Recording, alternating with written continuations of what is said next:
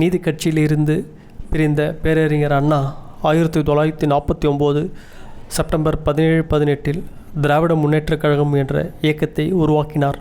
அப்போது கலைஞரும் அவருடன் இருந்தார்.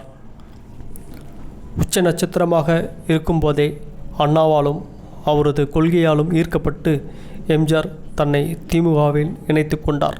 மரத்திலே பழுத்த கனி தங்கள் மடியில் விழாதா என்று பலர் ஆவலாக காத்திருந்தனர். அது எனது மடியில் வந்து விழுந்தது. அதை எடுத்து எனது இதயத்தில் வைத்து கொண்டேன். அந்த இதயக்கனி எம்ஜிஆர். போற்றியவர் பேரறிஞர் அண்ணா. இந்த இதயக்கனியை பற்றி நீங்கள் பேசலாமா ராசா? ஒரு மாநாட்டில் தேர்தல் நிதியாக 1 லட்சம் ரூபாய் வழங்குகிறேன் என்று எம்ஜிஆர் மேடையில் அறிவித்தார். அதற்கு அண்ணா, தமிழகம் முழுவதும் சுற்றுப்பயணம் செய்து உங்கள் முகத்தை காட்டினால் போதும், மாபெரும் வெற்றியை நாம் அடைவோம் என்று சொன்னார். எம்ஜிஆர் சூறாவளி பிரச்சாரம் செய்தார்.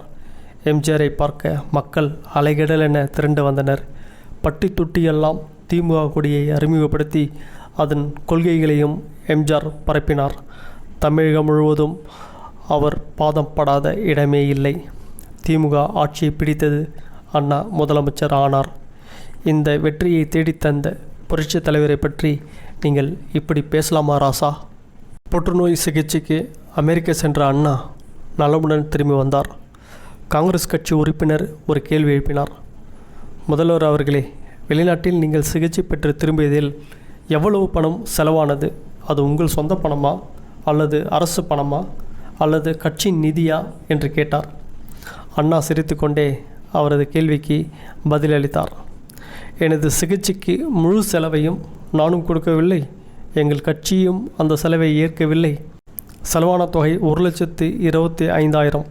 இதோ சட்டமன்ற உறுப்பினராக அமர்ந்து இருக்கிற என் அன்பு தம்பி எம்ஜிஆர் தான் தன் உழைப்பின் மூலம் கிடைத்த பணத்தை எனக்காக செலவு செய்தார் என அண்ணா ஆதாரத்தை காட்டினார். இந்த வள்ளலை பார்த்து நீங்கள் இப்படி பேசலாமா ராசா?